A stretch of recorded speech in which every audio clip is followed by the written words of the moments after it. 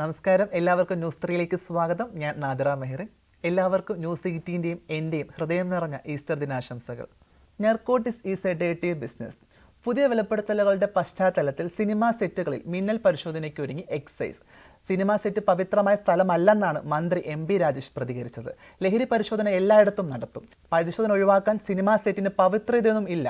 ലഹരി വ്യാപനം തടയുകയാണ് പ്രാഥമിക ലക്ഷ്യമെന്നും മന്ത്രി വ്യക്തമാക്കി. കേരളത്തിൽ ലഹരി മാഫിയ എല്ലാ തലങ്ങളിലും പിടിമുറുക്കി എന്നതിൻ്റെ ഏറ്റവും ഒടുവിലത്തെ ഉദാഹരണമാണ് സിനിമാ മേഖലയിലെ ലഹരി ഉപയോഗത്തെക്കുറിച്ച് ഇപ്പോൾ ഉയർന്നു വന്നിരിക്കുന്ന ചർച്ചയും തുറന്നു പറച്ചിലുകളും. ലഹരി എന്ന വിപത്തിനെതിരെ കക്ഷി രാഷ്ട്രീയത്തിന് അതീതമായി നമുക്ക് ഒന്നിച്ച് പോരാടേണ്ടതുണ്ട്. അല്ലാത്ത പക്ഷം നമ്മുടെ യുവതലമുറ, പിഞ്ചുബാല്യങ്ങൾ എല്ലാം ഇതിന് ഇരയായി എരിഞ്ഞു തീരുന്ന സങ്കടകരമായ അവസ്ഥ നമുക്ക് കൺമുന്നിൽ കാണേണ്ടി വരും. തനിക്ക് നേരെ ആക്രമണം ഉണ്ടാകും എന്ന് ഉറച്ച് അറിയാമായിരുന്നിട്ടും സാമൂഹ്യ പ്രതിബദ്ധത മുൻനിർത്തി വിൻസി അലോഷ്യസ് ഉന്നയിച്ച വിഷയത്തിൽ ഗൗരവം ഉൾക്കൊള്ളാനാകാതെ അവരെ അവഹേളിക്കാനും ഒറ്റതിരിഞ്ഞ് ആക്രമിക്കുവാനുമുള്ള ശ്രമങ്ങൾ ആണ് സാമൂഹ്യ മാധ്യമങ്ങളടക്കം നടക്കുന്നതെന്ന് ഏറെ ആശങ്കയോടാണ് ധാർമ്മിക ബോധമുള്ള സമൂഹം നോക്കിക്കാണുന്നത്. ഈ വിഷയത്തിൽ വിൻസിക്ക് കേരള പൊതുസമൂഹത്തിൻ്റെ പൂർണ്ണ പിന്തുണ നൽകേണ്ടത് അനിവാര്യമാണ്. ഇല്ലാത്ത പക്ഷം നമ്മുടെ നാടിനെ കാർന്നു തിന്നുന്ന ഈ ലഹരി മാഫിയക്കെതിരെ നാളുകളിൽ ഒന്ന് ഉറക്കെ പ്രതികരിക്കാൻ പോലും ആരും മുന്നോട്ട് വരാൻ തയ്യാറാകുകയില്ല. ഇത്തരത്തിലുള്ള തുറന്നു പറച്ചിലുകൾക്കെതിരെ നടക്കുന്ന വ്യാപക ആക്രമണത്തിന് നേതൃത്വം നൽകുന്നവരെ ഒറ്റപ്പെടുത്തേണ്ട ചുമതല നമുക്ക് ഏവർക്കുമുണ്ട്. പ്രിയപ്പെട്ട വിൻസി സോണിയ ലോഷ്യസ്, നിങ്ങൾക്കെൻ്റെ പൂർണ്ണ ഐക്യദാർഢ്യം ഹൃദയം കൊണ്ട് നേരുന്നു. ലഹരി മാഫിയ സംഘങ്ങളെ മണ്ണിൽ കാലുറച്ച് നിൽക്കാൻ അനുവദിക്കാത്ത വിധം നമുക്ക് പ്രതികരിക്കാനും പ്രതിഷേധിക്കാനും അവസരമൊരുങ്ങട്ടെ. ഇന്നത്തെ അതിഥി വിശേഷത്തിലേക്ക് കടക്കുകയാണ്. ഇന്നത്തെ അതിഥി പ്രശസ്ത സിനിമാ താരവും എൻ്റെ സുഹൃത്തുമായ മെറീന മേഖലാണ്. സ്വാഗതം മെറീന. Thank you. നമസ്കാരം. ഓക്കെ, നമ്മൾ ഈസ്റ്റർ ദിനത്തിലാണ്. ഈസ്റ്റർ ദിനം ഭയങ്കരമായിട്ട് ആഘോഷിക്കുന്നു എന്ന് തന്നെയാണ് മനസ്സിലാക്കുന്നത്. എനിക്ക് തോന്നുന്നു കോഴിക്കോട് സ്വന്തം വീട്ടിലാണ് എന്ന് മനസ്സിലാക്കുന്നു. എങ്ങനെയാണ് ഈസ്റ്റർ ദിനം കടന്നു പോകുന്നത്? ഈസ്റ്റർ ഓർമ്മകൾ ഞാനൊരു ടിപ്പിക്കൽ ക്രിസ്ത്യൻ ഫാമിലിയിലായതുകൊണ്ട് തന്നെ കൂടുതലും നമുക്ക് ഈസ്റ്ററിന്റെ അന്ന് രാത്രി, ഈസ്റ്ററിന്റെ തലേ ദിവസം രാത്രി പള്ളിയിൽ പോവാ, പിന്നെ അവിടുത്തെ കുർബാന പങ്കെടുക്കുക, പിറ്റേ ദിവസം രാവിലെ എല്ലാരെയും പോലെ വീട്ടിൽ ബിരിയാണി ഉണ്ടാക്കുക, ഇങ്ങനെയൊക്കെ ഒരു ഒരു ഒരു സാധാരണ പാറ്റേണിൽ തന്നെയാണ് പോകുന്നത്. പക്ഷെ ഇപ്പം ഇതിന്റെ ഒരു 28 വർഷത്തെ ഈസ്റ്റർ എന്ന് പറയുന്നതിൽ ഒരു 26 വർഷം വരെ അത്യാവശ്യം നന്നായിട്ട് ആഘോഷിച്ചിരുന്നു. കഴിഞ്ഞ 2 വർഷം മുമ്പ് അച്ഛൻ മരിച്ചതുകൊണ്ട് ഇത്തവണ വലിയ ആഘോഷങ്ങളായിട്ടൊന്നുമില്ല. അതായത് സാധാരണ നമ്മുടെ റിലേറ്റീവ്സ് ഒക്കെ വരും വീട്ടിലേക്ക്, അല്ലെങ്കിൽ നമ്മൾ അങ്ങോട്ടേക്ക് പോകും, അങ്ങനെയൊക്കെ കുറെ കാര്യങ്ങളുണ്ട്. അപ്പൊ ഇത്തവണ കുറച്ചൊരു ഡള്ളാണ് ഞങ്ങളെ സംബന്ധിച്ച്. കാരണം 2 വർഷമായിട്ടേ ഉള്ളൂ. ഇത്രയും കാലം ഞങ്ങൾ കൂടെ ഉണ്ടായിരുന്ന ഒരാൾ പോകുന്നതിന്റെ ഒരു ഇമ്പാക്ട് ഒബ്വിയസ്ലി ഉണ്ടാവുമല്ലോ. എന്തായാലും സന്തോഷം. എൻ്റെ ഹൃദയം നിറഞ്ഞ ഈസ്റ്റർ ദിനാശംസകൾ. എനിക്ക് തോന്നുന്നു സജീവമായിട്ട് സിനിമാ മേഖലയിൽ നിൽക്കുന്ന ഒരു വ്യക്തിയാണ് മെറീന മേക്കിൾ. കുറേയധികം സിനിമകൾ കഴിഞ്ഞ വർഷം റിലീസായിട്ടൊക്കെ ഉണ്ട്. അപ്പോൾ പുതിയ സിനിമയുടെ വിശേഷം നമ്മുടെ പ്രേക്ഷകരായിട്ടൊന്ന് പങ്കുവെക്കാമോ? ഇനിയിപ്പോ റീസെന്റ് റിലീസ് എന്ന് പറയുന്നത് കൂടൽ എന്ന് പറഞ്ഞിട്ട് ബിപിൻ ജോർജിന്റെ നായികയായിട്ടുള്ള സിനിമയാണ്. അത് നെക്സ്റ്റ് മന്ത് ആണ് അവർ റിലീസ് പ്ലാൻ ചെയ്യുന്നത്. വിത്ത് ദാറ്റ് അടിപൊളി എന്ന് പറഞ്ഞിട്ട് ചന്തുനാഥ്, ഫിനിക്സിലേക്ക് നായകൻ ചന്തുനാഥിന്റെ കലാധരൻ സാർ ഡയറക്ട് ചെയ്ത മൂവി. ഈ രണ്ട് ആണ് മേജർ റിലീസസ് ഉള്ളത്. പിന്നെ വിഷ്ണു ഉണ്ണികൃഷ്ണന്റെ കൂടെ റിവോൾവർ റിംഗോ എന്ന് പറഞ്ഞിട്ട് ഒരു സിനിമ ചെയ്തിരുന്നു. അപ്പൊ അതൊക്കെയാണ് ഇനി റിലീസിങ്ങിനുള്ളത്. ഓക്കെ, എന്തായാലും എല്ലാ സിനിമകളും വിജയകരമായിട്ട് തന്നെ തിയേറ്ററിൽ ഓടട്ടെ എന്ന് ആശംസിക്കുന്നു. നമ്മൾ കഴിഞ്ഞ കുറച്ച് ദിവസങ്ങളായിട്ട് സിനിമാ മേഖലയിലുള്ള ലഹരി ഉപയോഗത്തെപ്പറ്റി കേൾക്കുന്നുണ്ട്, ചർച്ച ചെയ്യുന്നുണ്ട്, സംസാരിക്കുന്നുണ്ട്. പലപ്പോഴും ആ മേഖലയിൽ സജീവമായിട്ട് നിൽക്കുന്ന ഒരു വ്യക്തി എന്ന രീതിയിൽ മെറീന മൈക്കിൾ ആ വിഷയത്തെ എങ്ങനെ നോക്കിക്കാണുന്നു? എന്നെ സംബന്ധിച്ച് ഞാൻ സാധാരണ സ്കൂളുകളിലൊക്കെ നമ്മള് ഇവന്റുകൾക്കൊക്കെ ഗസ്റ്റ് ആയിട്ട് പോകുമ്പോൾ ഞാൻ ഏറ്റവും കൂടുതൽ പറയുന്ന ഒരു കാര്യമാണ് ലഹരിനെ പറ്റിയിട്ട്. കാരണം നമുക്ക് നമ്മളുടെ ശരീരത്തിനോടൊരു ഇഷ്ടം വേണമെന്ന് ഞാൻ എപ്പോഴും പറയും. കാരണം ഒബിയസ്ലി നമ്മൾ കഴിക്കുന്ന ഭക്ഷണത്തിൽ നിന്നാണെങ്കിൽ പോലും നമ്മുടെ ശരീരത്തിലേക്ക് ടോക്സിൻസ് വരുന്നുണ്ട്. അപ്പൊ നമ്മൾ ഇങ്ങനത്തെ കാര്യങ്ങളും കൂടെ കൺസ്യൂം ചെയ്യുമ്പോൾ എന്താ പറയാ, നമുക്കൊരു നമ്മളൊരു ഒരു കുടുംബത്തിന് ബാധ്യതയാവരുത് എന്ന് പറയുമല്ലോ. ഇപ്പൊ എന്റെ അച്ഛൻ ലഹരി ഉപയോഗിക്കില്ലായിരുന്നു, എന്നിട്ട് ആൾക്ക് ക്യാൻസർ വന്നിട്ടാണ് മരിച്ചത്. പക്ഷെ നമ്മുടെ കുടുംബത്തിൽ ഒരാൾക്ക് വയ്യാണ്ടാവുമ്പോൾ ഉണ്ടാവുന്ന, മറ്റുള്ളവർക്ക് ഉണ്ടാവുന്ന ഒരു സഫറിങ്ങും കൂടെ എനിക്ക് അറിയുന്നത് കൊണ്ട് തന്നെ ഞാൻ എല്ലാവരുടെ അടുത്തും പറയുന്നത്, കോഴിക്കോട് തന്നെ ഒരു ലേഡി മകനെ പോലീസിന് അറസ്റ്റ് ചെയ്തിട്ടുണ്ട്. പിന്നെ എന്റെ കസിൻ, എന്റെ അമ്മയുടെ ചേച്ചിയുടെ മോന്റെ ഫ്രണ്ട്, വീട്ടിൽ എനിക്ക് ചെറുപ്പം പോലെ അറിയുന്ന ഒരു ചേട്ടനെ അവരുടെ മകൻ ലഹരി ഉപയോഗിച്ച് അടിച്ചു കൊന്നു. സോ അതൊരു ഫാക്ടാണ്. അപ്പൊ ഇങ്ങനത്തെ കാര്യങ്ങളാണ് ഡേ ടു ഡേ ലൈഫിൽ നമ്മൾ കേൾക്കുന്നത്. എന്തിനാണ് നമ്മൾ നമ്മുടെ ഒരു സമാധാനം നശിപ്പിക്കുന്നത്? എന്തിനാണ് നമ്മൾ നമ്മുടെ ശരീരം കളയുന്നത്? എന്നെ സംബന്ധിച്ച് as a person, as an artist, എനിക്ക് ഉറപ്പ് പറയാൻ പറ്റുന്ന കാര്യം, ഞാൻ ലഹരി കൺസ്യൂം ചെയ്യാറില്ല. ഞാനൊരു എന്താ പറയാ, ആൽക്കഹോൾ പോലും കൺസ്യൂം ചെയ്യുന്ന ആളല്ല.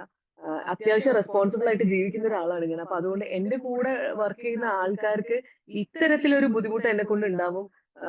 ഉണ്ടാവില്ല എന്നുള്ളത് എനിക്ക് ഉറപ്പ് പറയാൻ പറ്റും. മറ്റുള്ള ആളുകളുടെ കാര്യം അവരിത് കൺട്രോൾ ചെയ്യണം. അവരുടെ ഫാമിലി അവരെ ടേക്ക് കെയർ ചെയ്ത് കാര്യങ്ങൾ മുൻനിർത്തി ചെയ്യണം. ഇപ്പൊ ഞാനിത് പറഞ്ഞതുകൊണ്ടോ നാദിറ ഇത് പറഞ്ഞതുകൊണ്ടോ ഈ ചാനലിൽ നമ്മൾ ഇതിനെപ്പറ്റി ചർച്ച ചെയ്തുകൊണ്ടോ ചെയ്യേണ്ട ആളുകൾ ചെയ്യേണ്ട കാര്യങ്ങൾ ചെയ്താൽ മാത്രമല്ലേ അതിനൊരു മാറ്റം സംഭവിക്കുകയുള്ളൂ. നമുക്കിവിടെ ഇരുന്ന് ഇങ്ങനെ പറഞ്ഞ് സമയം നശിപ്പിക്കാന്നുള്ളത് മാത്രമേ ഉള്ളൂ. ഉറപ്പായിട്ടും ഏറ്റവും നല്ല വാക്കുകളാണ് മെറീന നമ്മളോട് പങ്കുവച്ചിട്ടുള്ളത്. അപ്പം സ്വാഭാവികമായിട്ടും എല്ലാവരും ചോദിക്കുന്ന ഒരു ചോദ്യമാണ്, നമ്മൾ ഒരു ആർട്ടിസ്റ്റ് ആയിരുന്നില്ലെങ്കിൽ ഇല്ലെങ്കിൽ നമ്മുടെ സിനിമാ മേഖലയിലല്ലായിരുന്നുവെങ്കിൽ മറ്റേത് മേഖലയിലായിരിക്കും നമ്മൾ സജീവമായിട്ട് നിൽക്കുക, അല്ലെങ്കിൽ മറ്റേത് തൊഴിലായിരിക്കും നമ്മൾ ചെയ്യാൻ ആഗ്രഹിക്കുന്നത്? ടീച്ചിങ് എനിക്ക് ഭയങ്കര ഇഷ്ടമായിരുന്നു. ബിക്കോസ് എന്റെ ടീച്ചേഴ്സ് ഒക്കെ അത്യാവശ്യം തോൽവിയായിരുന്നു. എങ്ങനെ അതുകൊണ്ട് തന്നെ എന്താ പറയാ, ലൈക് കുറെ കാര്യങ്ങൾ നമ്മൾ കാണൂല്ലോ. ഇതെന്താ ഇവരിങ്ങനെ സംസാരിക്കണം, അല്ലെ ഇതെന്താ ഇവരിങ്ങനെ ഇങ്ങനെയല്ലല്ലോ ഇതിന്റെ രീതി എന്നൊക്കെ നമുക്ക് തോന്നുന്ന തരത്തിലുള്ള കുറെ അനുഭവങ്ങൾ എനിക്ക് എന്റെ ജീവിതത്തിൽ കുട്ടിക്കാലം തൊട്ടേ ഉള്ളത് കൊണ്ട് ഞാൻ എന്റെ പ്രിൻസിപ്പളിന്റെ അടുത്ത് പറഞ്ഞിട്ടുണ്ട്, ഞാൻ നല്ലൊരു ടീച്ചർ ആവും, നിങ്ങൾ കണ്ടോന്ന് ഞാൻ പറഞ്ഞിട്ടുണ്ട്. പക്ഷെ എനിക്ക് ആവാൻ പറ്റിയില്ല. പക്ഷെ എനിക്ക് ടീച്ചർ ആവണം, അല്ലെങ്കിൽ ടീച്ചിങ് ഭയങ്കര ഇഷ്ടമുള്ള ഒരു ഫീൽഡാണ്. ഉറപ്പായിട്ടും നമ്മൾ വളരെ രീതിയിൽ കണക്ട് ചെയ്യപ്പെട്ടു എന്ന് ഞാൻ മനസ്സിലാക്കുന്നത് സെയിം ആണ്. ഞാനും ആഗ്രഹിച്ചിരുന്നത് ഒരു ടീച്ചർ ആകണം എന്നുള്ള ആഗ്രഹം തന്നെയാണ്. പക്ഷെ അതിൻ്റെ കൗതുകം എന്നുള്ളത് സാരി ഉടുക്കണം എന്ന വലിയ രീതിയിൽ ആഗ്രഹം തോന്നിയിട്ട് മാത്രമാണ്. കാരണം ടീച്ചേഴ്സ് പലപ്പോഴും പുതിയ സാരികളൊക്കെ ഉടുത്ത് വളരെ പെർഫെക്റ്റ് ആയിട്ട് സാരി ഉടുത്ത് വരുന്ന അധ്യാപകരെ കാണുമ്പോൾ ഭാവിയിൽ എപ്പോഴെങ്കിലും എനിക്കും ഒരു അധ്യാപിക ആകണം എന്നെനിക്കൊരു ആഗ്രഹമുണ്ടായിരുന്നു. മെറീന പലപ്പോഴും നോക്കിക്കാണുന്ന സമയത്ത് സോഷ്യൽ മീഡിയയിൽ സജീവമായിട്ട് നിൽക്കുന്ന വ്യക്തിയാണ്. സോഷ്യൽ മീഡിയ പ്ലാറ്റ്ഫോം വലിയ രീതിയിൽ ഉപയോഗിക്കാൻ ശ്രമിക്കുന്ന ഒരു വ്യക്തി കൂടിയാണ്. അപ്പോൾ പലപ്പോഴായിട്ട് നമുക്ക് കാണാൻ പറ്റുന്നൊരു കാര്യം എന്നുള്ളത്, സോഷ്യൽ മീഡിയയിൽ നിൽക്കുന്ന ആളുകളൊക്കെ തന്നെ വലിയ രീതിയിൽ സൈബർ അറ്റാക്ക് ചെയ്യാൻ ഒരു കൂട്ടം ആൾക്കാർ ശ്രമിക്കുന്നു എന്നുള്ളതാണ്. എങ്ങനെയാണ് സൈബർ അറ്റാക്കിനെ നോക്കി കാണുന്നത്? ഈ പോസിറ്റീവായിട്ടാണോ, അല്ലെങ്കിൽ അതിനെ മൈൻഡ് ചെയ്യാത്തൊരവസ്ഥയൊക്കെ സംഭവിച്ചിട്ടുണ്ടോ? അതായത് ഞാനേ ടു ബി വെരി ഫ്രാങ്ക്, ഞാൻ ഈ കോൺട്രവേഴ്ഷ്യൽ ആയിട്ടുള്ള കാര്യങ്ങളൊക്കെ ചിലപ്പോൾ ഈ ഓൺലൈൻ മീഡിയയിൽ അല്ലെങ്കിൽ ഞാൻ പറയുന്ന കാര്യങ്ങളൊക്കെ ഇങ്ങനെ വരുന്ന സമയത്ത് ഞാൻ കമന്റ് ചെയ്ത് നോക്കാറില്ല. ഞാൻ അങ്ങനെ കുത്തിയിരുന്ന് കമന്റ് വായിക്കുന്ന ഒരാളല്ല. അതിനുള്ള ഒരു എനർജിയും ടൈം എനിക്കില്ല. എന്റെ കൂടുതലും ഞാൻ റീൽസുകൾ കാണും. അത് ഭയങ്കര കോമഡി റിലേറ്റഡ് ആയിട്ടുള്ളത്, അല്ലെങ്കിൽ കുട്ടികളുടെ എന്തെങ്കിലുമൊക്കെ മണ്ടത്തരങ്ങൾ പറ്റുന്നതൊക്കെയാണ് ഞാൻ കൂടുതലും കാണുന്നത്. പിന്നെ ഞാൻ ചെയ്യുന്ന ഫോട്ടോഷൂട്ട്, അതിന് ഞാൻ റീൽ ഇടും. എന്നിട്ട് അതിന്റെ താഴെ സ്ഥിരമായിട്ട് എനിക്ക് തോന്നുന്നു ഒരു 8-9 വർഷമായിട്ടുള്ള സുഹൃത്തുക്കളുണ്ട്. അവര് തന്നെ ആയിരിക്കും ആദ്യം കമന്റ് ഇടുന്നത്. ആ കമന്റ് ഒക്കെ പോസിറ്റീവ് കമന്റ്സ് ആയിരിക്കും. അത് കഴിഞ്ഞ് പിന്നെ എന്തെങ്കിലും വൃത്തിയോടൊക്കെ വരുമ്പോൾ അത് മാത്രം ആരെങ്കിലും എനിക്ക് പോയിന്റ് ഔട്ട് ചെയ്ത് വാട്സപ്പിലൊക്കെ അയക്കുമ്പോൾ ഞാൻ ഡിലീറ്റ് ചെയ്യുന്നതല്ലാതെ വേറെ കാര്യമായിട്ടൊരു നെഗറ്റിവിറ്റി ഞാൻ അതിന്റെ അകത്ത് എടുക്കാറില്ല. എന്നെ സംബന്ധിച്ച് എനിക്ക് എപ്പോഴും തോന്നും, ഇപ്പൊ ഒത്തിരി പേര് ഭയങ്കരമായിട്ട് ഇൻകം ജനറേറ്റ് ചെയ്യുന്നുണ്ട് അല്ലെ. ആദ്യമൊക്കെ തന്നെ അറിയാലോ, like content creation, influential marketing എന്നൊക്കെ പറഞ്ഞിട്ട് ഒത്തിരി പേര് നല്ലോണം നമ്മളെക്കാട്ടി എക്സ്ട്രാ പൈസയും ഉണ്ടാക്കുന്നുണ്ട്, നല്ല ക്രിയേറ്റീവ് ആയിട്ട് കാര്യങ്ങൾ ചെയ്യുന്നുണ്ട്. അപ്പൊ അതിലൊരു തോൽവിയാണ് ഞാനെന്ന് എനിക്ക് പലപ്പോഴും തോന്നിയിട്ടുണ്ട്. എന്തുകൊണ്ട് അങ്ങനെ ചെയ്തു. പിന്നെ ഞാൻ വിചാരിക്കും, നമുക്ക് നമ്മുടെ ലൈഫിൽ ഒരു പ്രൈവസി കുറച്ചുകൂടെ വേണമല്ലോ. അപ്പൊ എല്ലാ ദിവസവും ലൈഫിലുള്ള കാര്യങ്ങൾ ഇടുന്നതും കുറച്ചൊരു ബോറ് പരിപാടിയാണോ എന്ന് എനിക്ക് ഇങ്ങനെ ഒരു ഡൗട്ട് ഉള്ളത് കൊണ്ടും, പിന്നെ എന്റെ ലൈഫ് അത്ര എന്റർടൈനിങ് അല്ലാത്തത് കൊണ്ടും ഞാൻ വിചാരിച്ചു വേണ്ടാന്ന്.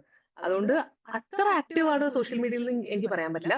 ബട്ട് എനിക്കൊരു സിനിമ വരുമ്പോ, അല്ലെങ്കിൽ എനിക്കൊരു മോഡലിംഗ് അസൈൻമെന്റ് വരുമ്പോ, എന്റെ പ്രൊഫൈൽ നോക്കുമ്പോ എന്റെ പ്രൊഫൈൽ ആ രീതിയിലുള്ള ഒരു പ്രൊഫൈൽ ആയിരിക്കണം. പല പല ലുക്സിൽ, പല പല മേക്ക് ഓവറിൽ ഞാൻ ചെയ്യുന്ന ഫോട്ടോസ് വീഡിയോസ് മാത്രമേ നിങ്ങൾക്ക് അത് കാണാൻ പറ്റുള്ളൂ. അതിനൊരു പാറ്റേൺ ഉണ്ട്. ഉറപ്പായിട്ടും. അപ്പം മൂവിയിൽ സിനിമകളൊക്കെ തിരഞ്ഞെടുക്കുന്ന സമയത്ത് നമ്മൾ കഥാപാത്രങ്ങൾ, ഇന്ന കഥാപാത്രം ചെയ്തിരുന്നെങ്കിൽ നന്നായിരുന്നു, അല്ലെങ്കിൽ ഇത്തരം കഥാപാത്രങ്ങൾ കിട്ടിയിരുന്നെങ്കിൽ നന്നായിരുന്നു എന്ന് പലപ്പോഴും തോന്നാറുണ്ട്. എങ്ങനെയാണ് ഒരു കഥാപാത്രം തിരഞ്ഞെടുക്കുന്ന സമയത്ത് അതിനെ എങ്ങനെ നോക്കിക്കാണുന്നു, ഇല്ലെങ്കിൽ ഏത് തരം കഥാപാത്രങ്ങളാണ് ചെയ്യാൻ ആഗ്രഹിക്കുന്നത്? നോക്കാനുള്ള ഓപ്ഷൻസ് നമുക്ക് ഇല്ലാന്നേ. ലൈക് നമുക്ക് അങ്ങനെ ഒരു 5 സിനിമ വന്നിട്ട് ഇതിൽ നിന്ന് ഏതെങ്കിലും തിരഞ്ഞെടുക്കുന്ന ഒരു option to be very frank ഇല്ല. അപ്പം ഞാൻ പറഞ്ഞില്ല, എനിക്ക് പരിചയമുള്ള ആൾക്കാർ വഴി വരുന്ന സിനിമകൾ തന്നെയാണ് ഏറ്റവും കൂടുതൽ എനിക്കുള്ളത്. അപ്പോ എന്നെ വിളിക്കുമ്പോഴും അവർ പറയും, "മറീന, ഇങ്ങനെ ഒരു പരിപാടി ഉണ്ട്, ഇതാണ് പരിപാടി, ഇത്രയേ ഉള്ളൂ സ്ക്രീൻ സ്പേസ്, അല്ലെങ്കിൽ ഇത്രയും ഉണ്ട് സ്ക്രീൻ സ്പേസ്, നിങ്ങൾക്ക് ഇത് ചെയ്യാൻ ഓക്കെ ആണോ?" അത് എനിക്ക് വർക്ക്ഔട്ട് ആണെങ്കിൽ ചെയ്യുന്ന ക്യാരക്ടേഴ്സ് ഞാൻ ചെയ്യുള്ളൂ. പക്ഷെ എനിക്കത് വളരെ ചുരുക്കം 2-3 സിനിമകൾ മാത്രം ചിലപ്പോൾ ഞാൻ അയ്യോ പറ്റില്ല, അല്ലെങ്കിൽ എന്തെങ്കിലും ഒരു ഡേറ്റിന്റെ ഇഷ്യൂ കാരണം ഞാൻ വേണ്ടെന്ന് വെച്ചിട്ടുണ്ടാവുള്ളൂ. ബാക്കി എല്ലാ സിനിമകളും ഞാൻ ചെയ്തിട്ടുണ്ട്. പിന്നെ എപ്പോഴും എനിക്ക് തോന്നും, ഈ നമ്മുടെ നാട്ടില് ഈ മെന്റൽ ഇഷ്യൂസ്, അല്ലെങ്കിൽ നമുക്ക് മാനസികമായിട്ടുള്ള കുറെ പ്രശ്നങ്ങൾ, കുറെ കാര്യങ്ങളുണ്ട്. അതായത് ഡിപ്രഷൻ, ആൻസൈറ്റി, പാനിക് അറ്റാക്ക്, പിന്നെ ക്യാൻസർ വന്നിട്ടും അതിനുശേഷമുള്ള പ്രശ്നങ്ങൾ, അങ്ങനെയൊക്കെയുള്ള കുറെ കാര്യങ്ങൾ റിലേറ്റ് ചെയ്തിട്ടുള്ള സബ്ജക്റ്റുകൾ വളരെ കുറവാണ്. അപ്പൊ അങ്ങനെ എന്തെങ്കിലും ഒരു എന്താ പറയാ ഡിഫറെന്റ് ആയിട്ടുള്ള ഒരു സബ്ജക്ട് ചെയ്താൽ കൊള്ളാം എന്ന് എന്റെ മനസ്സിൽ ഭയങ്കര ആഗ്രഹമുണ്ട്. അതൊരു ആഗ്രഹമാണ്. എന്തെങ്കിലും നടക്കുമ്പോൾ നടക്കട്ടെ. മലയാള സിനിമ വലിയ രീതിയിൽ മറ്റെല്ലാ ഭാഷ സിനിമകൾക്കൊക്കെ തന്നെ മാതൃകയാകുന്ന രീതിയിൽ ചർച്ച ചെയ്യപ്പെടുന്നുണ്ട് എന്നുള്ളത് വലിയ സന്തോഷമാണ്. കാരണം സബ്ജക്റ്റ് വൈസ് ആണെങ്കിലും ഇല്ലെങ്കിൽ മേക്കിംഗ് വൈസ് ഒക്കെ ആണെങ്കിൽ തന്നെ മറ്റ് ഭാഷകൾക്കൊക്കെ തന്നെ ഒരു മാതൃകയായി തീരുന്നുണ്ട്. ഒരു സിനിമാ മേഖലയിൽ സജീവമായിട്ട് നിൽക്കുന്ന ഒരു വ്യക്തി എന്ന രീതിയിൽ മെറീന അതിന് അഭിമാനത്തോടു കൂടി എങ്ങനെയാണ് നോക്കിക്കാണുന്നത്? മലയാള സിനിമ ഒരു 5 വർഷം 6 വർഷം മുമ്പുള്ള പാറ്റേണേ അല്ല ഇപ്പൊ. ഭയങ്കര ഡിഫറെന്റ് ആയിട്ടുള്ള മേക്കിംഗ് വരുന്നുണ്ട്. ആഹ് എനിക്ക് സത്യം പറയാലോ, ഞാനിപ്പോ ജഡ്ജ് ചെയ്യാൻ പറ്റാത്തൊരു അവസ്ഥയിലാണ് ഇരിക്കുന്നത്. എന്താണ് ഇപ്പം ആൾക്കാർക്ക് ഇഷ്ടം എന്ന് എനിക്ക് സത്യം പറഞ്ഞ ഒരു ജഡ്ജ്മെന്റ് ഇല്ല. സോ നമ്മളുടെ ആർട്ടിസ്റ്റുകളുടെ ഇടയിൽ നമ്മൾ പറയും നല്ലൊരു പ്രൊഡക്ഷന്റെ കൂടെ അല്ലെങ്കിൽ നല്ലൊരു നായകന്റെ കൂടെ നല്ലൊരു എന്താ പറയാ ഡയറക്ടർ ടീമിന്റെ കൂടെ വർക്ക് ചെയ്താൽ നമ്മുടെ കരിയറിനും ഗ്രോത്ത് ഉണ്ടാവുന്നു. അങ്ങനെയാണെന്നുണ്ടെങ്കിൽ ഇപ്പൊ ആനന്ദ് മേനൻ വാഴ എടുത്ത എന്റെ സുഹൃത്താണ്. പക്ഷെ വാഴ നല്ല ഹിറ്റ് മൂവിയായിരുന്നു. അതിലങ്ങനെ ഭയങ്കര എക്സ്പീരിയൻസ്ഡ് ആൾക്കാർ എന്ന് പറഞ്ഞാൽ ജഗദീഷ് ചേട്ടൻ അങ്ങനത്തെ ആൾക്കാരൊക്കെ ഉണ്ടായിരുന്നുള്ളൂ. ബട്ട് ആ സിനിമ ആൾക്കാർക്ക് വർക്കായി. സോ ഇന്നത്തെ ട്രെൻഡ് എന്താന്നുള്ളത് സത്യത്തിൽ എനിക്ക് അറിഞ്ഞുകൂടാ. ബട്ട് എന്നെ സംബന്ധിച്ച് സിനിമയ്ക്ക് നല്ല വളർച്ചയുണ്ട്.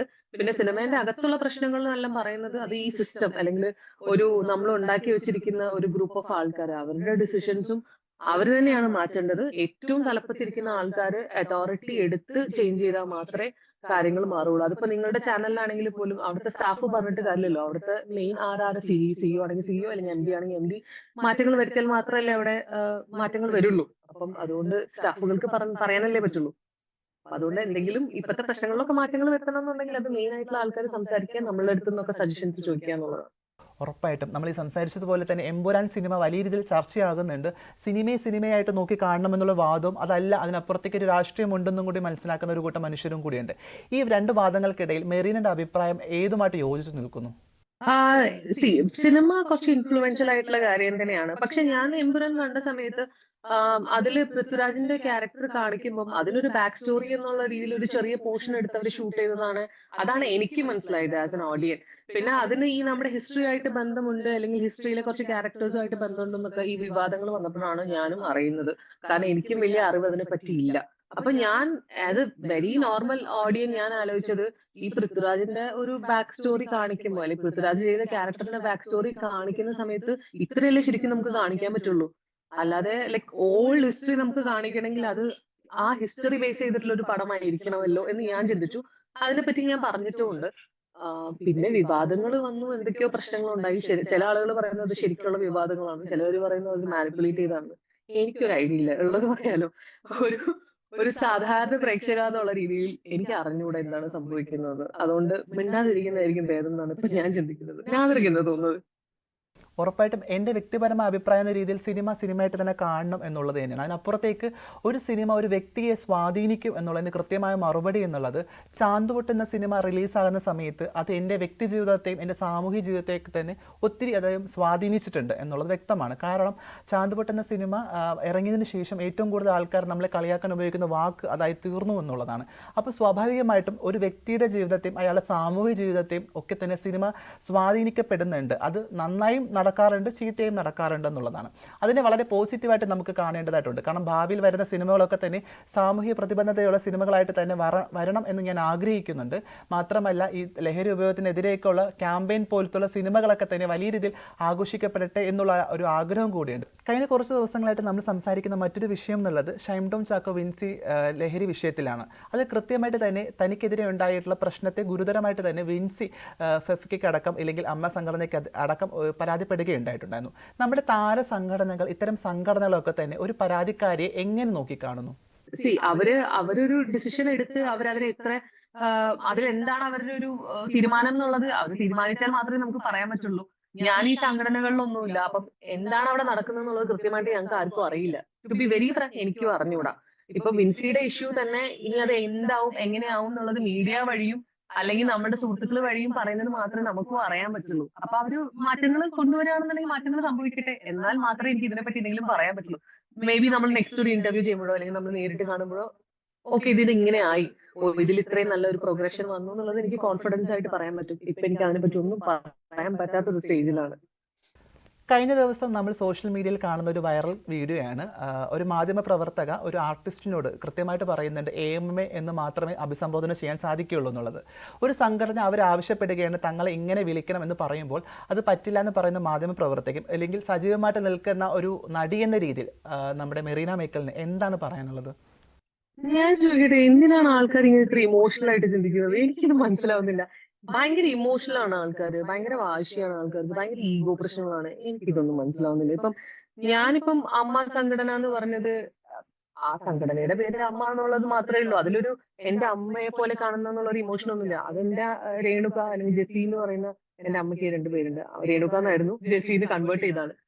ആ വ്യക്തിയെ മാത്രമാണ് ഞാനൊരു ഇമോഷൻ ഇട്ട് എന്റെ അമ്മ എന്നുള്ള രീതിയിൽ കാണുന്നത്. പിന്നെ അതൊരു സംഘടനയ്ക്ക് ഒരു പേരിട്ടു, അതിനെ ഞാൻ ആ രീതിയിൽ കാണുന്നു.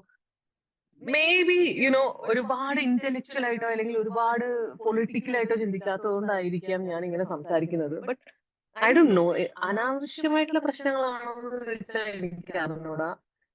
ഒരുപാട് പ്രശ്നങ്ങൾ, ആവശ്യമില്ലാതെ കുറെ പ്രശ്നങ്ങൾ പോലെ എനിക്ക് തോന്നുന്നു. ഉറപ്പായിട്ടും എൻ്റെ അഭിപ്രായം കൂടി കൂട്ടിച്ചേർക്കുകയാണ്. കൃത്യമായിട്ടൊരു സംഘടന ആവശ്യപ്പെടുകയാണ് തങ്ങളെ ഇങ്ങനെ അഭിസംബോധന ചെയ്യണമെന്ന് ആവശ്യപ്പെടുമ്പോൾ സ്വാഭാവികമായിട്ടും അങ്ങനെ വിളിക്കാനുള്ള ഒരു മര്യാദ കൂടി നമുക്ക് കാണിക്കേണ്ടതായിട്ടുണ്ട്. കൃത്യമായിട്ട് തന്നെ അമ്മ എന്നുള്ള സംഘടനാ പേരാണ്. ആ സംഘടനാ പേരിനെ അങ്ങനെ അഭിസംബോധന ചെയ്തതിൽ ഒരു തെറ്റുമില്ല എന്നാണ് ഞാൻ മനസ്സിലാക്കുന്നത്. മുൻകാലങ്ങളിൽ അവർക്ക് എന്തെങ്കിലും തിരുത്തലുകൾ സംഭവിച്ചിട്ടുണ്ടെങ്കിൽ അല്ലെങ്കിൽ തിരുത്താൻ അവർ മുന്നോട്ട് വരുന്നുണ്ടെങ്കിൽ അത് കൃത്യമായി തന്നെ പരിഗണിക്കാൻ കൂടി മാധ്യമ പ്രവർത്തകർ തയ്യാറാകണമെന്നുള്ള ഒരു ആഗ്രഹം കൂടി ഇവിടെ ചൂണ്ടിക്കാണിക്കുന്നു.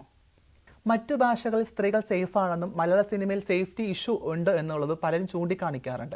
എങ്ങനെയാണ് നമ്മുടെ ഭാഷയ്ക്കകത്ത്, നമ്മുടെ സിനിമാ മേഖലയ്ക്കകത്ത് സ്ത്രീകൾ സേഫായിട്ട് തോന്നാറുണ്ടോ മെറീനയ്ക്ക്? അതിന് നമ്മൾ മറ്റു ഭാഷകളിൽ നിന്ന് പ്രോഗ്രസീവ് ആണ് എന്ന് പറയാൻ എനിക്കറിയില്ല. അത് ഏത് ഡാറ്റ നമ്മൾ നോക്കിയിട്ടാണ് നമ്മൾ അങ്ങനെ പറയുന്നത് എന്നുള്ളത്. കാരണം അവിടുത്തെ ടൈപ്പ് ഓഫ് വർക്കും അവിടുത്തെ ആൾക്കാർ നമ്മൾ ട്രീറ്റ് ചെയ്യുന്നതൊക്കെ ഡിഫറെന്റ് രീതിയിലായിരിക്കും. ഫോർ എക്സാമ്പിൾ, ഞാൻ കന്നഡയിൽ വർക്ക് ചെയ്യുന്നത്, തമിഴിൽ വർക്ക് ചെയ്യുന്നത്. തമിഴൊക്കെ ഭയങ്കര ഭയങ്കര വെൽക്കമിങ് ആണ് അവര് മലയാളി ആർട്ടിസ്റ്റുകളെ. അവിടുത്തെ രീതികൾ തന്നെ ഭയങ്കര നല്ലതായിട്ടാണ് എനിക്ക് ആസ് എ പേഴ്സൺ ഞാൻ സിനിമ ചെയ്തപ്പോൾ തോന്നിയിട്ടുള്ളത്. മലയാളത്തിൽ നമ്മൾ safety coming to point where സ്ത്രീകളുടെ സംരക്ഷണം എന്ന് പറയുന്നത്, സ്ത്രീകളുടെ സംരക്ഷണം ഇപ്പൊ എന്റെ ഒരു ഞാൻ ജോലി ചെയ്യുന്ന ഒരു സ്ഥലമാണത്. അവിടെയുള്ള സേഫ്റ്റിയുടെ കുറെ കാര്യങ്ങൾ ഞാനാണ് എൻഷുർ ചെയ്യേണ്ടത്. കാരണം ഞാനിപ്പോ ഒരു സെറ്റിലേക്ക് പോകുമ്പോൾ അവിടെ ഒരു പ്രോപ്പർ റൂം ഉണ്ടാവുക, അതിനൊരു ബാത്റൂം ഉണ്ടാവുക, ആ റൂം സേഫ് ആയിരിക്കുക, അല്ലെങ്കിൽ അവിടെ വേറെ പ്രശ്നങ്ങളൊന്നും ഇല്ല എന്നുള്ളതിന്റെ കുറെ ശതമാനം കാര്യങ്ങൾ ഉറപ്പുവരുത്തേണ്ട വ്യക്തി ഞാനാണ്. അപ്പോ ഇപ്പം എന്നെ സംബന്ധിച്ച് ഞാൻ ഒരു സ്ഥലത്ത് പോകുമ്പോൾ ഞാൻ അതൊക്കെ എൻഷുർ ചെയ്യാറുണ്ട്. കമ്മിങ് ടു സേഫ്റ്റി ആണെങ്കിൽ പോലും ഒരാൾ എന്നോട് ഒരു ഡബിൾ മീനിങ് സംസാരിച്ചാലും ഐദർ ഞാൻ അവിടുന്ന് എഴുന്നേറ്റ് പോകാൻ ട്രൈ ചെയ്യും, അവോയ്ഡ് ചെയ്യാൻ ട്രൈ ചെയ്യും, അല്ലെങ്കിൽ ഞാൻ അപ്പൊ തന്നെ റിയാക്ട് ചെയ്യും. അല്ലാന്നുണ്ടെങ്കിൽ ഞാൻ ക്രൂലുള്ള ആൾക്കാരോട് അത് കാര്യങ്ങൾ പറഞ്ഞ് ഇതിങ്ങനെയാണ്, എനിക്ക് അത്ര കംഫർട്ടബിൾ അല്ല, ഇതെന്താ ഇങ്ങനെയെന്ന് പറഞ്ഞ് അത് എന്തെങ്കിലും ഒരു തിരിച്ചൊരു റിഫ്ലക്സ് ഞാൻ കൊടുക്കാറുണ്ട്. ചില സ്ഥലങ്ങളിൽ ചിലപ്പോൾ നമുക്ക് സേഫ്റ്റി അത്ര അഷുറൻസ് ചെയ്യാൻ പറ്റാത്ത സ്ഥലങ്ങൾ ഉണ്ടാവുമായിരിക്കാം. അത് നമ്മൾ ഇതേപോലെ കംപ്ലൈന്റ് ആയിട്ടോ അല്ലെങ്കിൽ നമ്മൾ ആ ഇൻസിഡന്റ് കഴിഞ്ഞ ഉടനെ ആളുകളെ അറിയിക്കുക അല്ലെങ്കിൽ അതിനൊരു ലീഗൽ ആക്ഷൻ എടുക്കുക എന്നുള്ളത് മാത്രമേ നമുക്ക് ചെയ്യാൻ പറ്റുള്ളൂ. ഏഹ് എന്റെ സേഫ്റ്റി കുറെയൊക്കെ എന്റെ കയ്യിലാണെന്ന് വിശ്വസിക്കുന്ന ഒരാളാണ് ഞാൻ. പിന്നെ ഞാൻ വളരെ സൂക്ഷിച്ച്, ഈവൻ ഞാൻ കാറ് ഞാൻ എടുത്തത് പോലും ഞാൻ മറ്റൊരു വ്യക്തിയുടെ കാറിലോ അല്ലെങ്കിൽ സെറ്റിൽ നിന്ന് അയക്കുന്ന ഒരു വണ്ടിയിലോ അല്ലെങ്കിൽ പരിചയമില്ലാത്ത ഒരാളുടെ വണ്ടിയിലോ പോയി ട്രാവൽ ചെയ്ത് എന്തെങ്കിലും പണി കിട്ടരുത് എന്ന് വിചാരിച്ചിട്ട് മാത്രമാണ് ഞാൻ സത്യം പറഞ്ഞ ഞാൻ കാർ മേടിച്ചത്. അപ്പോ അതുപോലും ഞാൻ ഈ പറഞ്ഞ പോലെ ലോൺ എടുത്ത് മേടിച്ചത് ബിക്കോസ് എന്റെ സേഫ്റ്റി ഉറപ്പാക്കാനാണ്. കാരണം എന്തെങ്കിലും പറ്റി കഴിഞ്ഞ് നമ്മൾ പറയുമ്പോൾ അതിന് ടു സൈഡ് ഓഫ് സ്റ്റോറി ഉണ്ടാവും അല്ലെ. ചില ആൾക്കാർ പറയും നന്നായി അത് പറ്റിയത്, അല്ലെങ്കിൽ അവൾക്ക് അത് പറ്റും കാരണം അവൾ അങ്ങനെ നടക്കുന്ന ഒരു വ്യക്തിയാണ് പറയും. ചില ആൾക്കാർ പറയും അയ്യോ ഈ കുട്ടിക്ക് ഇത് പറ്റിയല്ലോ എന്ന്. അപ്പം ഈ രണ്ട് ചർച്ചകളും വേണ്ടല്ലോ എന്ന് വിചാരിച്ചിട്ടാണ് ഇങ്ങനെ ഓരോ കാര്യങ്ങളും ഞാൻ എന്നെ തന്നെ പ്രൊട്ടക്ട് ചെയ്ത് വെക്കുന്നത്. ഓക്കെ, തീർച്ചയായിട്ടും ഉറപ്പായിട്ടും നമ്മൾ മെറീന ഒരു ഒറ്റ കുട്ടിയാണ് വീടിനകത്ത്, അമ്മയാണ് വീട്ടിലുള്ളത്. ഇന്ന് എനിക്ക് തോന്നുന്നു ഈ ഒരു ഗ്യാതറിങ് വീട്ടിൽ സംഭവിക്കുന്നുണ്ട്. പലപ്പോഴും ഒരു കൂട്ട് വേണം എന്ന ആഗ്രഹം തോന്നിയിട്ടില്ല? ഈ പറഞ്ഞ പോലെ സിബ്ലിങ്സ് ഇല്ല, മറ്റാളുകളില്ല, അപ്പം സ്വാഭാവികമായിട്ടൊരു കൂട്ട് അല്ലെങ്കിൽ ഒരു പ്രണയം അല്ലെങ്കിൽ ഒരു വിവാഹം വേണമെന്നൊക്കെ തോന്നിയിട്ടുണ്ടായിരുന്നു? ഒരാവശ്യമില്ല, ഞാൻ ഭയങ്കര ഹാപ്പിയാണ്. അതെനിക്ക് എന്നെ കണ്ടിട്ട് ഒരു സന്തോഷമില്ലാത്ത പോലെ തോന്നണോ? ഞാൻ വളരെ സമാധാനമായും സന്തോഷമായിട്ട് സിബ്ലിംഗ് ഇല്ലാത്തത് പോലും നല്ലതാണെന്ന് ചിന്തിക്കുന്ന ഒരാളാണ് ഞാൻ. അതെന്തുകൊണ്ടെന്ന് ചോദിച്ചാൽ എനിക്ക് അറിഞ്ഞൂടാ. ബട്ട് ഞാൻ എന്റെ കാര്യങ്ങളിൽ വളരെ സേഫ് ആൻഡ് ഹാപ്പിയാണ്. കൂട്ട് എന്നൊക്കെ പറയുന്നത് നമ്മളിപ്പോ വളരെ നല്ല സുഹൃത്തുക്കൾ ഉണ്ടായാൽ മതി നമ്മുടെ ജീവിതത്തിൽ. അതാണ് നല്ലതായി എനിക്ക് ഫീൽ ചെയ്തിരിക്കുന്നത്. അല്ല, ചിലപ്പോ നമ്മുടെ റിലേറ്റീവ്സിനെക്കാട്ടിയും സഹായവും സ്നേഹവും ഒക്കെ കാണിക്കുന്നത് നമ്മൾ ചിലപ്പോ സുഹൃത്തുക്കളായിരിക്കും അല്ലെ. അപ്പൊ അതുകൊണ്ട് അങ്ങനെ കുറച്ച് അല്പം നല്ല സുഹൃത്തുക്കൾ എന്റെ ലൈഫിലുണ്ട്. അതുകൊണ്ട് ഞാൻ ഹാപ്പി ആയിട്ട് പോകും. വേറെ ഒരു കൂട്ടും ഇപ്പൊ തൽക്കാലം വേണമെന്നില്ല. അതെ, ഉറപ്പായിട്ടും ഞാനും മെറീനയ്ക്ക് ഒരേ വേവ് ലെങ്തിൽ ചിന്തിക്കുന്ന ആളുകളാണ്. നമുക്കൊരു കൂട്ട് ആവശ്യമുണ്ടോ എന്നുള്ള ചോദ്യത്തിന് കൃത്യമായിട്ട് തന്നെ നമുക്ക് പറയാൻ സാധിക്കും. അതിനൊരു പ്രണയമോ വിവാഹമോ വേണം എന്നുള്ള അടിസ്ഥാനമില്ല. നമ്മുടെ അമ്മ നമ്മളെ ഏറ്റവും അടുത്തൊരു കൂട്ടുകാരിയാണ്. നമ്മുടെ സുഹൃത്തുക്കൾ ഏറ്റവും ആപത്ഘട്ടത്തിൽ ഓടിയെത്തുന്ന ആളുകളാണ്. ഈ പറഞ്ഞതുപോലെ മെറീന സൂചിപ്പിക്കുന്നത് നമ്മൾ കോണ്ടാക്റ്റുകൾ അല്ലെങ്കിൽ സൗഹൃദം കാത്തു സൂക്ഷിക്കാൻ നമുക്ക് പലപ്പോഴും സാധിക്കാറുണ്ട് എന്നുള്ളത് വളരെ നല്ല കാര്യമാണ്. എങ്ങനെയാണ് സുഹൃത്തുക്കളെ മെയിൻറ്റെയിൻ ചെയ്യുന്നതിൽ മെറീന മുന്നോട്ട് വയ്ക്കുന്നത്? ഇല്ലെങ്കിൽ ആരാണ് ഏറ്റവും അടുത്ത സുഹൃത്ത് എന്നുള്ളത്? അയ്യോ, അങ്ങനെ പറയുകയാണെങ്കിൽ ഇന്ദു എന്ന് പറഞ്ഞിട്ട് ഒരു സുഹൃത്തുണ്ട്. പക്ഷെ പുള്ളിക്കാരി അയർലൻഡിലാണ്. പിന്നെ നിജുക്കുട്ടൻ എന്ന് പറയുന്നത്, ഞാൻ നിജുക്കുട്ടൻ എന്നാ വിളിക്കാം. അവൻ സിനിമയിൽ തന്നെയാണ് വർക്ക് ചെയ്യണത്. പ്രിയദർശൻ സാറിന്റെ സ്റ്റാഫാണ്. അവൻ കണ്ണൂരുകാരനാണ്. നിജുവിനെ വിളിക്കാം, നിസാബിനെ വിളിക്കാം, ജസ്റ്റിൻ എന്ന് പറഞ്ഞൊരു ഫ്രണ്ട് ഉണ്ട്. ഇങ്ങനെ കുറച്ച് സുഹൃത്തുക്കൾ, ഒരു 5-6 പേര്. പ്രീജ ഉണ്ട്. പ്രീജ മീഡിയയിൽ വർക്ക് ചെയ്യുന്ന ഒരു ജേർണലിസ്റ്റ് ആണ്. അങ്ങനെ ഒരു 4-5 പേരുണ്ട്. അതായത് എപ്പോ വേണമെങ്കിലും വിളിച്ചിട്ട് എവിടെയാ, ഫുഡ് കഴിക്കാൻ പോയാലോ എന്ന് ചോദിക്കാൻ പറ്റുന്ന രീതിയിലുള്ള കുറച്ച് സുഹൃത്തുക്കളാണ് അവര്. ആൻഡ് ഒബ്വിയസ്ലി നമ്മൾ എന്തെങ്കിലും പെട്ടെന്ന് ഒരു അത്യാവശ്യം എമർജൻസി വന്നാലും നമുക്കറിയാലോ, നമ്മളെ ജഡ്ജ് ചെയ്യാതെ നമ്മുടെ കൂടെ നിൽക്കുന്ന ആൾക്കാരായിരിക്കും. അങ്ങനെയുള്ള ആളുകളാണ്. ഈ ആൾക്കാരൊന്നും ഇതുവരെ എന്റെ ലൈഫിൽ ഒരു കോൺട്രവേഴ്സിയോ അല്ലെങ്കിൽ എന്തെങ്കിലും ഒരു ഇഷ്യൂസോ അല്ലെങ്കിൽ എന്തെങ്കിലും ഒരു ഇത് വരുന്ന സമയത്ത് അതിനെ ഫോക്കസ് ചെയ്ത് മാത്രം നീ എന്തിനാ അങ്ങനെ പറഞ്ഞത്, അല്ലെങ്കിൽ നീ എന്തിനാ ഇങ്ങനെ ചെയ്തത്, ഇതുവരെ എന്റെ ലൈഫിൽ ചോദിച്ചിട്ടില്ല. അവർ ആ കാര്യങ്ങളൊന്നും ഇടപെടാറുമില്ല. അതിനുള്ളൊരു പേഴ്സണൽ സ്പേസും എനിക്ക് തന്നിട്ടുണ്ട്. എനിക്ക് അങ്ങനത്തെ സുഹൃത്തുക്കളാണ് കൂടുതലുള്ളത്. ഓക്കെ. എന്തായാലും ഇന്ന് ഈസ്റ്റർ ദിനമാണ്. ഈസ്റ്റർ ദിനത്തിൽ എങ്ങനെ കടന്നു പോകുന്നു? എന്താണ് ഈസ്റ്റർ റൊട്ടീൻ എന്നുള്ളത്? ഇന്നലെ രാത്രി പള്ളിയിൽ പോയ പോലെ രാവിലെ ഇതുപോലെ നമുക്ക് രാവിലെ അപ്പവും സ്റ്റൂ ഉണ്ടാവും. പിന്നെ അമ്മ ബിരിയാണി ഉണ്ടാക്കിയിട്ടുണ്ട്. അപ്പം സ്ഥിരമായിട്ട് അമ്മയുടെ എല്ലാ ഒക്കേഷനും, ഓണം ഒക്കെ ഒഴികെ ക്രിസ്ത്യൻ പരിപാടികളൊക്കെ വരുമ്പോൾ ഇവിടെ ബിരിയാണിയാണ്. പിന്നെ ഇങ്ങനെ എല്ലാം കഴിഞ്ഞ് ഇനിയിപ്പോ വൈകുന്നേരം കുറച്ച് എന്താ പറയാ പരദൂഷണം പറച്ചിലും കുടുംബ പ്രശ്നങ്ങളും ഒക്കെ ഇങ്ങനെ ചർച്ച ചെയ്യുന്ന ഒരു സമയമായിരിക്കും. ഇതാണ് എന്റെ എല്ലാ വർഷത്തെയും ഈസ്റ്ററിന്റെ ഒരു പാറ്റേൺ, അല്ല ഈസ്റ്ററിന്റെ ഒരു പാറ്റേൺ. സന്തോഷം. എന്തായാലും ന്യൂസ് 18 പ്രേക്ഷകരോട് ഈസ്റ്റർ ദിനത്തിൽ മെറീനയ്ക്ക് എന്താണ് പറയാനുള്ളത്? ന്യൂസ് 18 പ്രേക്ഷകർക്ക് എല്ലാവർക്കും എന്റെയും എന്റെ കുടുംബത്തിന്റെയും ഹൃദയം നിറഞ്ഞ ഈസ്റ്റർ ആശംസകൾ. എല്ലാം വളരെ നന്നായി ഭംഗിയോടെ മുന്നോട്ട് പോട്ടെ. പിന്നെ ഞാൻ ഇപ്പം ഏറ്റവും ലേറ്റസ്റ്റ് ഒരു അപ്ഡേറ്റ്, ഞാൻ ഇത് കൂടുതൽ കാര്യങ്ങൾ എനിക്കറിയില്ല. പക്ഷെ ഇപ്പൊ നമ്മള് സ്ത്രീകൾക്ക് വേണ്ടിയിട്ടും പുരുഷന്മാർക്ക് വേണ്ടിയിട്ടും 2 വാക്സിൻ ഇറങ്ങിയിട്ടുണ്ട്. ക്യാൻസറിനെ തടയുന്ന, സെർവിക്കൽ ക്യാൻസർ, അങ്ങനെ 5 ക്യാൻസേഴ്സിനെ പ്രിവെന്റ് ചെയ്യുന്ന ഒരു വൈറസിനെ തടയുന്ന ഒരു വാക്സിൻ ഇറങ്ങിയിട്ടുണ്ട്. അപ്പൊ നിങ്ങൾ ഹോസ്പിറ്റൽസിൽ പോയിട്ട് അന്വേഷിച്ച് ഫാമിലിയിലുള്ള എല്ലാവരും വാക്സിൻ എടുക്കുക. എനിക്ക് വളരെ ലേറ്റസ്റ്റ് ആയിട്ട് ഇന്നലെ ഞാൻ അറിഞ്ഞൊരു കാര്യം. അപ്പൊ എനിക്കിത് എല്ലാവരുടെ അടുത്തും പറയണം എന്നുണ്ട്. ഞാൻ ഇന്ന് എന്റെ സോഷ്യൽ മീഡിയയിലേക്ക് ഷെയർ ചെയ്യായിരിക്കും. കൂടുതൽ ഡീറ്റെയിൽ എനിക്ക് അറിയില്ല. പക്ഷെ നിങ്ങൾ എല്ലാവരും പറ്റുകയാണെന്നുണ്ടെങ്കിൽ, നല്ലതാണെങ്കിൽ ആ വാക്സിൻ പോയി എടുക്കുക, അതിനെപ്പറ്റി അന്വേഷിക്കുക. Prevention is better than cure എന്ന് പറയുന്ന പോലെ ഇപ്പൊ എല്ലാ കുടുംബത്തിലും 1-2 പേർക്ക് ക്യാൻസർ വളരെ വിസിബിൾ ആയിട്ട് വരുന്ന ഒരു അസുഖമാണ്. ചിലപ്പോൾ നമുക്കത് പ്രിവെന്റ് ചെയ്യാൻ പറ്റുകയാണെങ്കിൽ കുറച്ചുകൂടെ ബെറ്റർ അല്ലേ. അപ്പൊ നിങ്ങൾ എല്ലാവരും അത് അന്വേഷിച്ച് ചെയ്യുക. ഇതൊരു മെസ്സേജ് ആയിട്ട് കണ്ടാൽ മതി. And thank you so much for having me. ഏറ്റവും നല്ലൊരു മെസ്സേജാണ് ന്യൂസ് 18 പ്രേക്ഷകരോട് മെറീന പങ്കുവച്ചിട്ടുള്ളത്. ഒത്തിരി സന്തോഷമുണ്ട്. എന്തായാലും എല്ലാവിധ ആശംസകളും. ഒരു നല്ല ഈസ്റ്റർ ദിനം ആശംസിക്കുന്നു. Thank you Nadira. Thanks a lot. Thank you. Happy Easter.